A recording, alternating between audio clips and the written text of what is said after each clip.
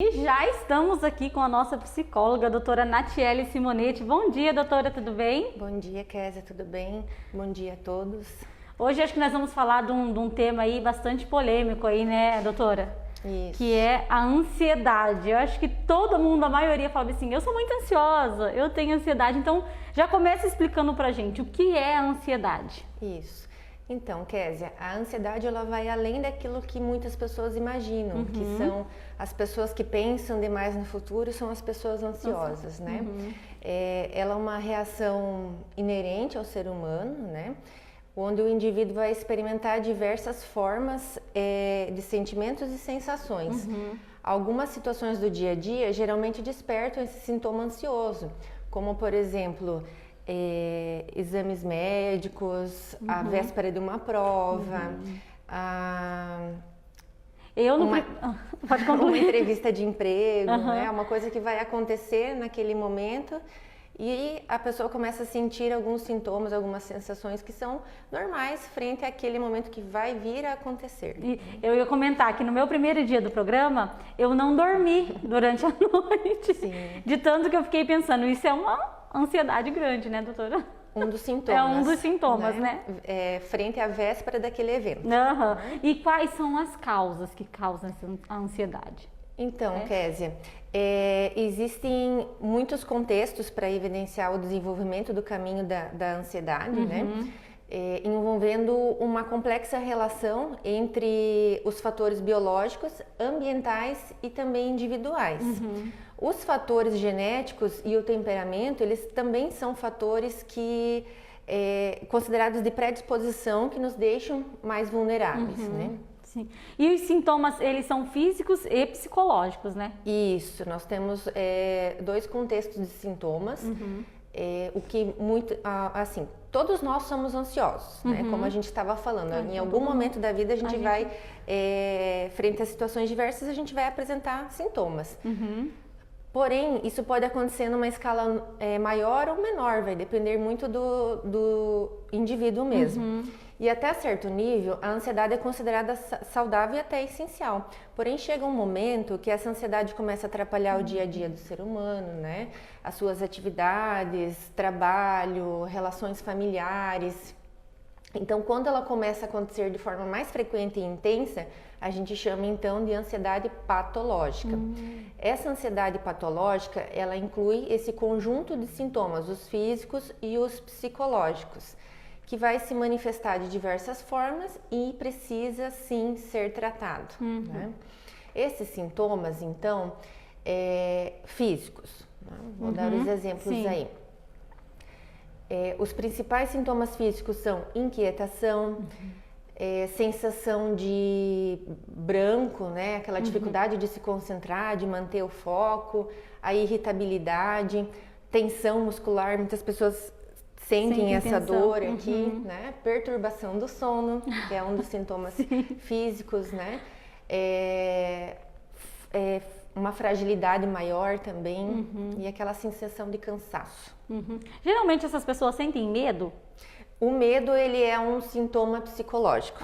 Então, os sintomas mais comuns que geralmente as pessoas ansiosas sentem no quesito psicológico são sentir o sentimento de culpa, né? Constantemente um sentimento de culpa.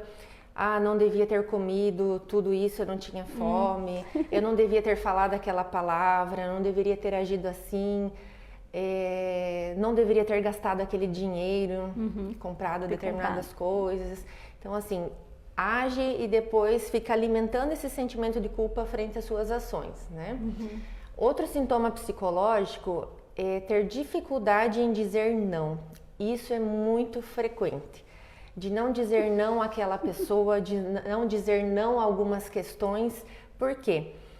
A pessoa tem medo de como os outros vão reagir, o que vão pensar dela, então acaba não dizendo não, mesmo quando necessário, e trazendo um sofrimento psíquico, um sofrimento muito intenso para essa pessoa. Né? Confesso que agora você tocou no meu ponto, sabia? Porque eu tenho muita dificuldade de falar não por conta exatamente disso. A gente acaba trazendo aquela responsabilidade para nós e sofrendo onde a gente deveria ter entendido, né, que o mais importante é o dizer não e se colocar frente a isso, né? Outro sintoma psicológico é conviver excessivamente com medo. Um medo irracional, às vezes fantasias, né? Outra questão bem importante também é preocupar-se em excesso. Será que no final do mês eu vou ter dinheiro para pagar minhas contas? Sempre pensando lá no futuro e como que vai ser. Outra preocupação agora que a gente vê muito frequente frente à pandemia do Covid-19, né? Quando as coisas vão se normalizar, quando as crianças vão poder voltar para a escola, como que vai ser? Aquele medo excessivo, muitas vezes, de sair de casa, um medo do próprio vírus, né? De contrair ou sentir qualquer sintoma e já se preocupar excessivamente. E outro sintoma psicológico também que desencadeia a ansiedade é descontar na comida ou em compras compulsivas. Onde as pessoas ansiosas elas vão se utilizar da comida e das compras para aliviar algum sintoma. Olha só. E quais os tipos de ansiedade mais comuns? Os tipos de ansiedades mais comuns são a ansiedade generalizada, que é a TAG, que a gente chama transtorno de ansiedade generalizada, onde as pessoas são afetadas geralmente nas suas áreas de ação, como eu falei antes, o trabalho e a família. E essa ansiedade também ocasiona sintomas físicos, dores de cabeça, enxaqueca, disfunção de alguns órgãos, né? Outro tipo de ansiedade comum é a fobia, né?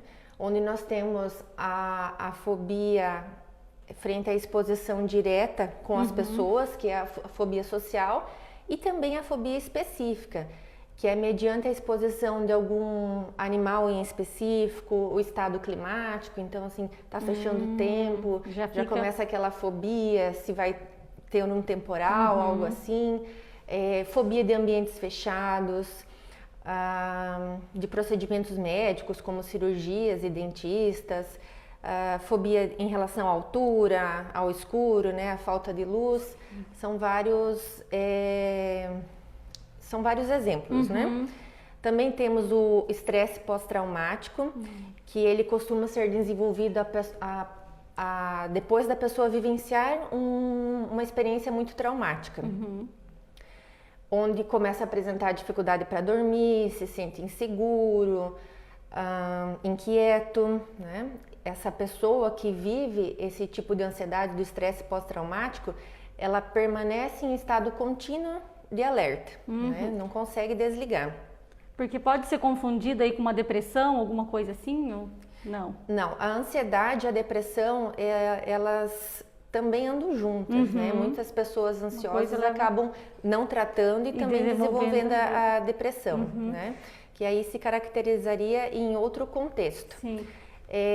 Também temos outro tipo de ansiedade aí, que são as crises de pânico. Muitas vezes por uma razão real, ou também muitas vezes sem essa situação de medo, né?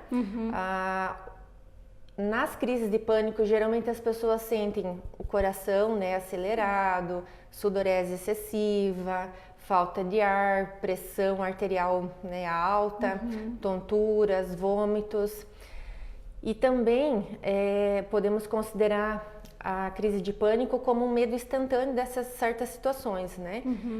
Como sair de casa, que a gente estava comentando antes, sim, falar em público, desempenhar uma função que a pessoa costuma fazer com frequência, mas em algum momento começa a sofrer aquela inquietação. Né? A gente tem aqui a Sandra, ela comentou aqui na live: eu tenho ansiedade, sofro muito com isso. Quando eu tenho essa crise, eu sinto muito medo de morrer e choro muito às vezes. Eu acho que sou louca. Não, Sandra. Sandra, procure ajuda, tá? Não tenha medo de procurar ajuda. O psicólogo é o profissional que vai poder te ajudar a identificar esses sintomas, né? O que desperta esses gatilhos e compreender melhor, né, as causas para poder estar aliviando isso. Olha só, gente, eu acho assim, muita gente fala assim que quando as pessoas têm algum desses sintomas, principalmente às vezes a família começa a falar que é frescura, Isso. que não que não adianta, mas não, né? Aqui a próxima pergunta já ia ser assim, qual que é o papel do psicólogo, doutora? Isso. Então, Kézia, o papel do psicólogo como eu estava comentando, ele tem o objetivo de entender o que vai ocasionar esses episódios da ansiedade, né? Mostrar para o paciente quais as formas de lidar com isso, muitas vezes já criar maneiras de compreender como proceder caso os sintomas começarem a aflorar, ou também prever, né, as situações. E qual que é como controlar esses sintomas, doutora? Então, uma das principais formas de controlar os sintomas da ansiedade é principalmente compreender as suas causas, né? Como eu estava colocando antes, identificar os gatilhos, né? Quais são as situações do meu dia a dia, ou quais são as questões que vêm a aflorar esses sintomas. Então é importante ter em mente que a ansiedade, independente do tipo, como eu coloquei antes, esses tipos mais comuns, ela precisa ser tratada, né? Porque quanto mais o quadro se agrava, mais difícil será de revertê-lo. E a psicoterapia, entre todas outras questões, é o tratamento mais adequado para esses tipos de ansiedade. Então, como a gente pode controlar? Algumas situações no nosso dia a dia, elas podem causar o alívio e a retomada do controle dos nossos pensamentos. Como a gente faz isso então? A primeira delas é a tentativa de controlar esses pensamentos negativos, né, que fazem a gente ter as sensações desagradáveis. Outra forma muito importante de controlar os sintomas aflorados é o yoga, a meditação, que são excelentes formas de estar aprendendo a controlar o fluxo do nosso pensamento, praticar exercícios físicos e ter momentos de lazer, principalmente atividades ao ar livre, que eu também coloco muito isso no contexto clínico. Todos esses são métodos, são ótimos métodos para equilibrar a nossa mente, né? Além de também ajudar a gente a relaxar e dormir melhor, né? Tem também pequenas mudanças nos hábitos diários, que são importantes, como diminuir a carga horária de trabalho ou trocar de emprego, se alimentar melhor e passar mais tempo com a família, com os amigos. Porém, também é importante a gente colocar que nem todas as pessoas conseguem colocar essas mudanças em prática no dia a dia. São hábitos diários, mas não é tão simples assim. Por quê? Porque a ansiedade também causa um efeito paralisante, né? Então, sempre é importante se questionar sobre a frequência desses sintomas e procurar suporte, principalmente psicológico. Né? Eu já ia comentar, a doutora Natiele, ela é minha psicóloga particular, né, doutora? Eu tô tratando isso da resposta, do não, que eu tenho muita dificuldade de falar não, e é sempre se colocar em primeiro lugar, né, doutora? Isso. É pensar assim, não, mas eu quero, vai me fazer bem? Exato. É isso que eu preciso? Se você já sabe que não vai se fazer bem, para que aceitar? Para que continuar, né, doutora? E a Sandra, ela colocou mais um comentário assim, ó, eu procurei a médica e ela disse que eu sou muito nova para ter ansiedade e me receitou regressão, pois pode ser algum trauma de infância. Olha, é importante a gente destacar que a ansiedade não é só presente em pessoas adultas, jovens e adultas, né? Também existe ansiedade infantil, então seria importante talvez estar avaliando melhor o que seriam esses sintomas, o que seria se desencadear das crises, né? Para entender mesmo se é um trauma ou se é algo já ali que vem desencadeando há muito tempo. Então, né? Para finalizar aí a nossa entrevista de hoje, doutora, deixa um recado, uma dica aí para o pessoal que está nos assistindo.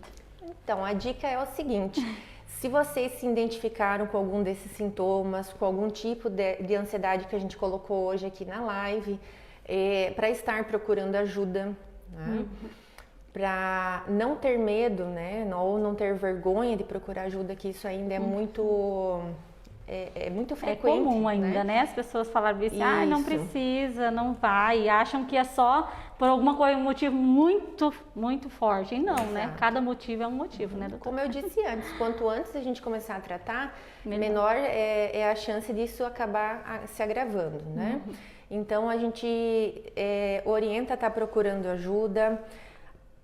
Muitos pacientes, eles chegam ao consultório, às vezes eles já vêm com o seu diagnóstico. Olha, eu estou muito ansiosa, eu estou tendo ansiedade. Outros estão passando por isso e nem sabem, né? Aí descobrem, nossa, eu nem imaginava que eu tinha ansiedade, né? Então, se você se identifica com esses sintomas ou com algum tipo dessas ansiedades que a gente colocou aqui, que são as mais comuns, procure ajuda. E também, se você conhece alguma pessoa que se identifica dessa forma, compartilhe essa live, dê essas dicas aí para elas, né? Que é muito importante a gente estar tratando sempre antes para minimizar também esse sofrimento. Muito obrigada, doutora Natiele, pelas suas informações. Sempre muito bem-vinda aqui no nosso programa. Eu que agradeço, Kézia, e agradeço a todos pela atenção.